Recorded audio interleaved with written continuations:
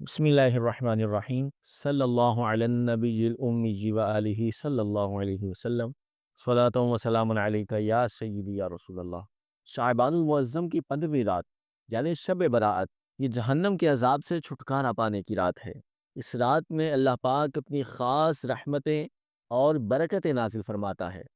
और बख्शिश तलब करने वालों की बख्शिश फरमा देता है और रोज़ी मांगने वालों के रिज़्क में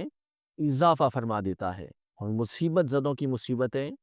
दूर फरमा देता है। इब्ने माजा में हज़रत अली रदी अल्लाह तआला अन्हु से रिवायत है कि रसूलुल्लाह सल्लल्लाहु तआला अलैहि व आलिहि वसल्लम ने इरशाद फरमाया कि जब शाबानुल मुअज़्ज़म की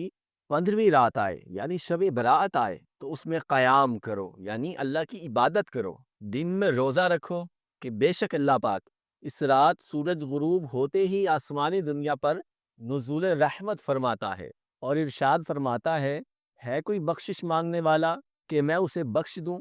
है कोई रोज़ी मांगने वाला कि मैं उसे रोज़ी अता करूं।